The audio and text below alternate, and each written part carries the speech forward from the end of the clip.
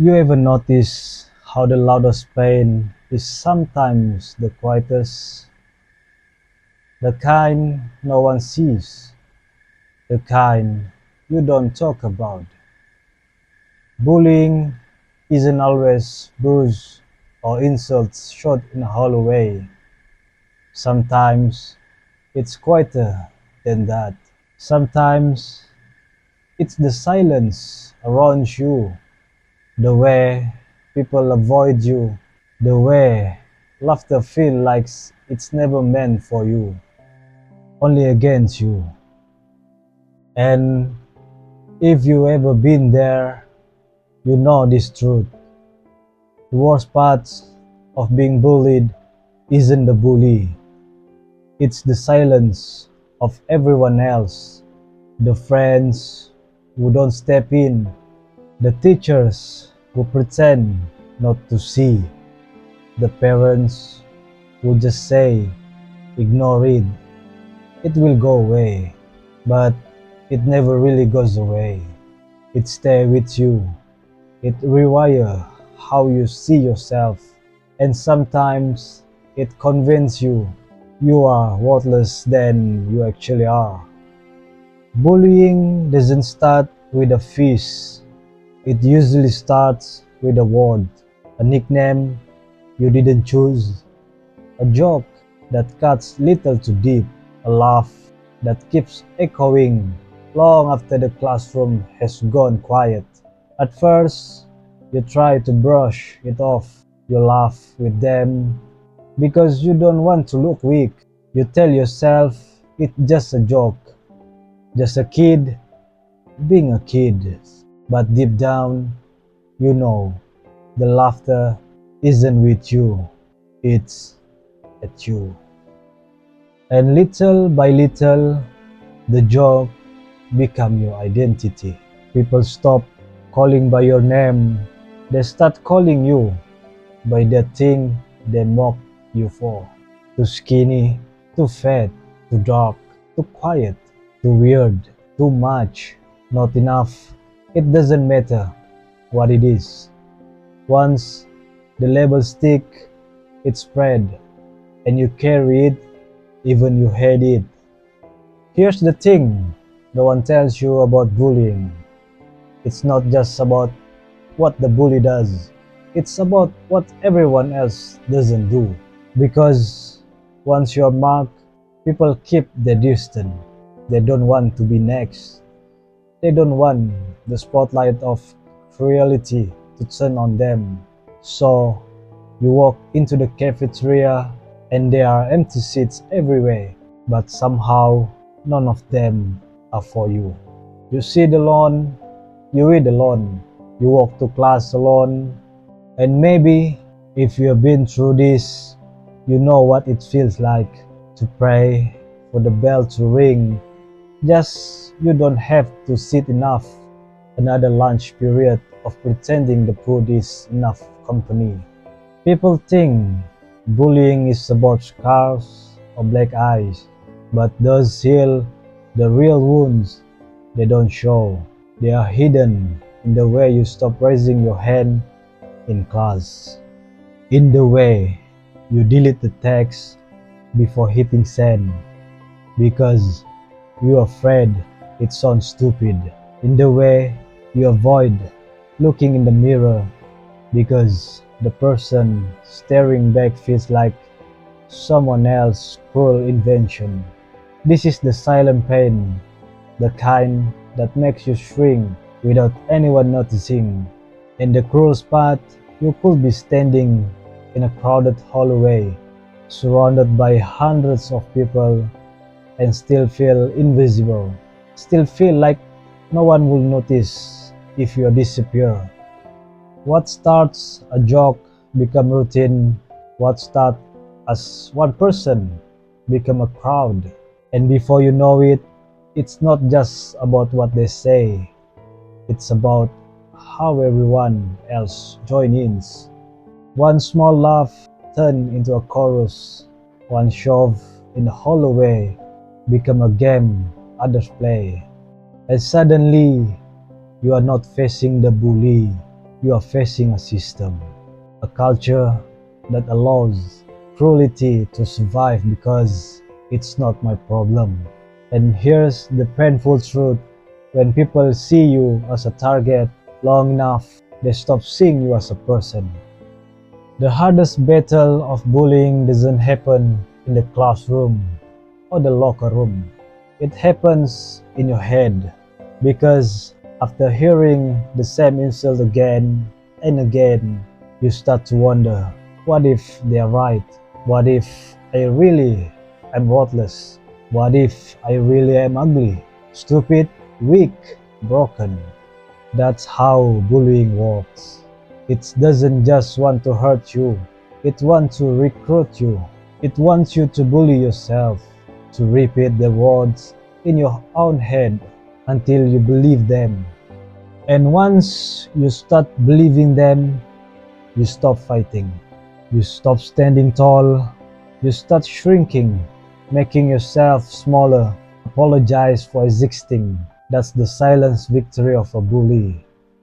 Not the laughter in the hallway, but the silence in your soul. Let's be honest. Sometimes the worst parts of a school day isn't during the bullying.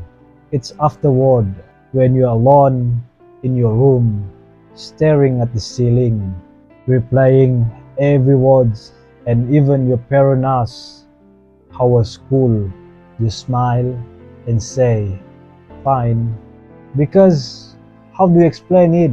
How do you tell them that your classmates have turned you every existence into entertainment? So you keep it in. You put on headphones, you scroll your phone, you convince yourself you will be okay. But deep down, you wonder how much longer you can keep pretending.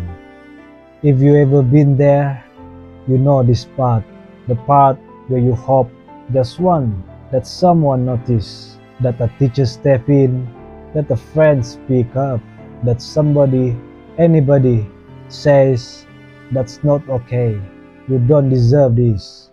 But when no one does, you learn a lesson you never were meant to learn. The pain can be invisible, that suffering can be silent, that you can be surrounded by people and still feel completely alone. And here's where it gets dangerous, because silence can convince you that nobody cares. Every victim has a moment. It might not look big from the outside. Maybe it's one more cruel joke, one more shove in the hallway, one more text sent to the wrong group chat. But inside, it's the final straw. And when the moment comes, the weight of everything you've been carrying crashes down. For some, it looks like anger, a sudden outburst, a fight in the cafeteria that nobody saw coming. For others, it's withdrawal, skipping classes, avoiding people, disappearing into the background. But the truth is, it's never about that one moment. It's about the thousand cards that led up to it. Here's something people don't talk about enough. Bullying doesn't end when graduation happens. Sure, the face change, the hallway disappear, the bullies move on with their life. But their voice, they stay with you. You hear them when you look in the mirror. You hear them when you hesitate to speak up in the meeting. You hear them when someone raises their voice and suddenly you are 13 again, concerned by laughter. That's the cruelest part of bullying. Even it doesn't really end. And yet, hear the paradox. Sometimes the pain that almost breaks you also shapes you, because when you've been torn down, you start recognize the weight of kindness. When you've been silent, you learn the power of listening. When you've been invisible, you never want anyone else to feel unseen. The scar doesn't just remind you of what was done to you. It also reminds you of what you refuse to do to others. That's the quiet transformation nobody tells you about. But the very thing that hurt you most can also sharpen your empathy, your strength, your ability to stand up for someone else.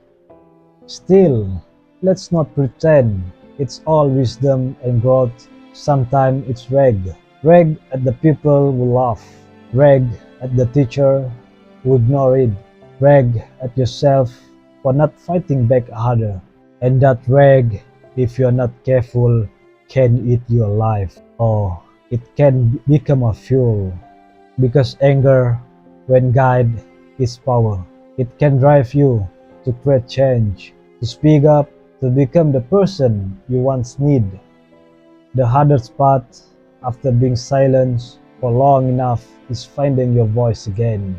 It feels like shaky at first, almost like speaking up will expose you all over again. But here's the secret.